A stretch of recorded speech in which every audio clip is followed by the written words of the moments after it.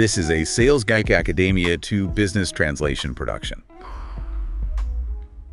All right, let's kick off this deep dive with something that, well, it probably keeps a lot of sales leaders up at night. Oh, yeah. What's that? The fact that less than 25% of salespeople typically meet their quotas. Wow, less than a quarter. That's rough. It really is. And it makes you think, right? We pour so much into sales training time, money, effort. So is there like a fundamental disconnect between how we design that training and what actually works out in the field? That's the million-dollar question, isn't it? Exactly. And that's what we're getting into today. We're diving into some really groundbreaking academic research. It's from Richard Condé, Cameron Sumlin, and Lucille Pointer. Right. I've seen that work. It's pretty compelling stuff. It really is. It's not just another survey, Yeah. It offers a genuinely fresh look, almost changes how you think about sales training effectiveness. A new perspective. Totally. So our mission today is simple. Take these complex academic findings, the kind that usually just stay in journals, and translate them. Make them usable. Make them usable. Turn them into practical, actionable strategies that you, listening right now, can actually use in your sales organization. Okay. And what makes this research so powerful, I think, is the tools they used. They combine PLS-SEM and necessary condition analysis, or NCA. Yeah. PLS-SEM and NCA together. Yeah. That's quite innovative for this field. It is. Think of these tools like giving us superpowers. They help us find not just the nice-to-haves in sales training, but the absolute must-haves, the real bottlenecks, the things without which success doesn't happen. Right. And the core of their research, it really boils down to understanding one key relationship. Yeah. How much involvement a salesperson has in their own training. Okay. And how that impacts their ability to actually exceed their sales quotas. Yeah. They use self-determination theory, SDT, as the frame. SDT, right. Remind us quickly what that is. Sure. So SDT is basically the science of motivation, what makes people genuinely want to do things intrinsically. Right. It says we have 3 core psychological needs. Autonomy, feeling you have some control, some choice. Competence, feeling like you're good at what you do, effective. And relatedness, feeling connected, like you belong. Autonomy, competence, relatedness. Got it. When those needs are met, motivation and performance go up. That's the theory. And it's central to understanding their findings here. Okay, perfect. So let's unpack the problem first. This traditional approach to sales training, the top-down, one-size-fits-all model, we've all seen it, right? Oh, absolutely. Often designed centrally, rolled out universally, maybe mandatory sessions. Yeah, exactly. The sit-and-get training. And look, it's often well-intentioned, but this research really highlights the limitations. What kind of limitations? What often ignores individual needs, right? It can lack relevance to what a specific salesperson is facing day to day. And the big one, disengagement. Mm-hmm. Because it doesn't feel personal. Precisely. People feel lectured at, not developed. And that just kills motivation. Then the knowledge doesn't transfer. It stays in the training room.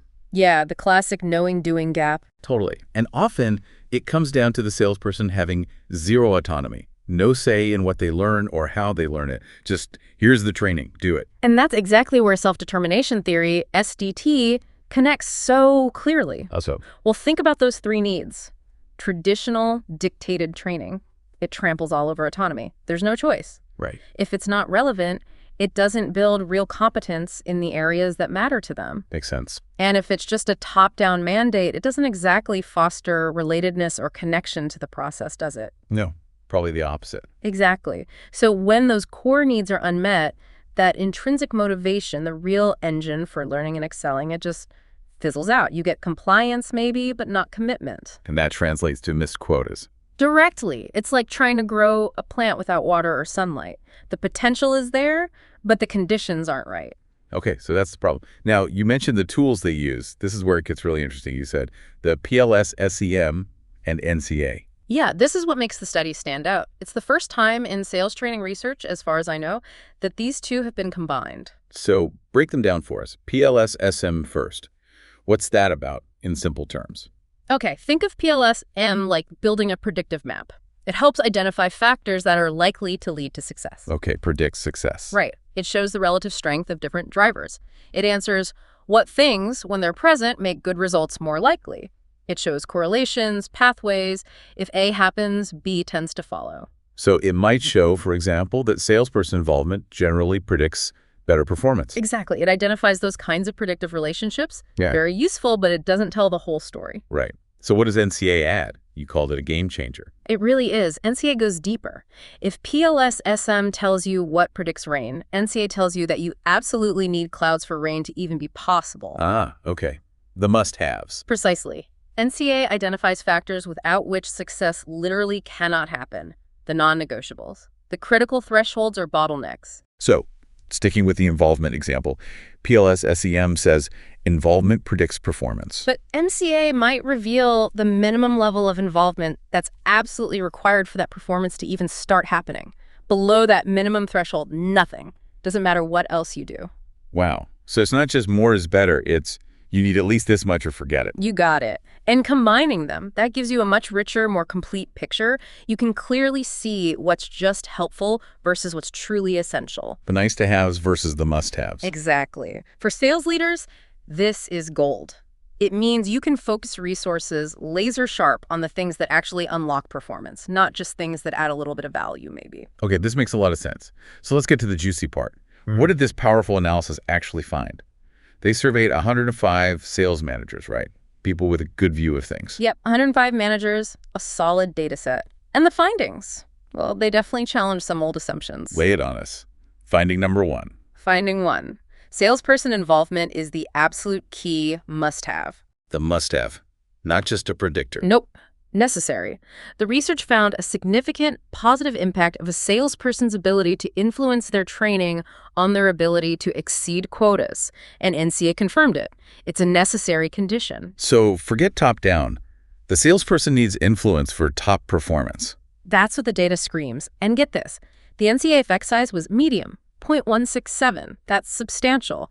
But the bottleneck analysis, this is fascinating. Go on. To reach 100% quota attainment, the analysis showed respondents needed only about a 40% perceived ability to influence their training. Only 40%, not like total control. No, just a 40% level of influence was the threshold linked to hitting 100% quota. It suggests even a moderate amount of co-creation, of feeling heard, is incredibly powerful. That is genuinely surprising. A little autonomy goes a long, long way. It strongly supports that SDT principle, right? Yeah. Autonomy fuels motivation, which fuels performance. Okay, wow. Finding one. Salesperson involvement is non-negotiable. What's next? Finding two, standardized training. It's a baseline, but not a driver. Okay, standardized? The core stuff? What about it? The study found that rigid, standardized core sales training actually negatively influenced the ability to exceed quotas. Negatively. So it hurts performance. Well, here's the nuance, and where NCA helps again. It negatively impacts exceeding quota, like getting into that top tier. But NCA also showed it's a small effect necessary condition, about 0.056. Okay, wait. Necessary, but negatively impacts exceeding quota. How does that work? Think of it like this. You need the basics, the foundational knowledge. You can't sell complex solutions if you don't know the product basics, right? You need the alphabet. Exactly. So it serves as a minimum requirement, a baseline competence. But relying only on that, it's insufficient to drive high performance, and its rigidity can actually hold people back. Ah, okay. So it gets you to the starting line, maybe, but it won't help you win the race, and might even slow you down if that's all you have. That's a great way to put it. It doesn't foster the adaptability or creativity needed today. It can meet a basic competence need, but ignores autonomy and relatedness. Got it. Foundational, but insufficient, and potentially limiting if over-relied upon. Okay, finding number three. This one might surprise some managers. Finding three, sales managers' direct influence is not the performance driver. Really? The manager's influence on training doesn't matter for quota attainment. Statistically insignificant in predicting quota attainment. And crucially, NCA found it was not a necessary condition either. Wow. So all that effort managers put into directing training might be misplaced. Well, the intention is good, obviously. Managers are vital for coaching, support, environment setting. But this suggests focusing heavily on directly controlling or influencing the specifics of training isn't the best lever to pull for results. Maybe it even backfires. Undermines that autonomy we just talked about. Could be. Too much direct oversight might reduce that sense of autonomy and trust. The data suggests managers might not be the best equipped to be the sole or even primary designers of the most effective training content or delivery. Their role might be different. Okay, so the manager's role isn't direct training dictator. It's something else. More like a facilitator, an empowerer, creating the conditions for that intrinsic motivation to flourish. Right. So pulling it all together. Yeah. This research really turns some traditional ideas on their head. Less rigid, top-down control, less direct manager dictation. And much more emphasis on salesperson involvement and autonomy. It's a strong case, backed by some pretty sophisticated data analysis. Definitely. Okay, so the big question then, what does this mean for you, the sales leader listening? How do we translate this into action? Let's nail down 3 concrete takeaways. Let's do it. Takeaway number 1, form a sales training committee. And don't just make it a suggestion box. Right, empower them. Exactly. Get high-performing salespeople, maybe even some engaged mid-performers, onto a committee. Give them real influence, maybe even a budget, to provide feedback and help design training. Tap into that frontline knowledge. They know what's actually needed. Precisely. It ensures relevance, practicality, integrates real-world insights. It bridges that gap between generic programs and what works. Yeah. Think about the buy-in. Huge difference when people feel ownership. Okay, takeaway 2, building on that manager point. Shift the sales manager role from enforcer to facilitator. This is critical. Stop having managers micromanage training modules. Right.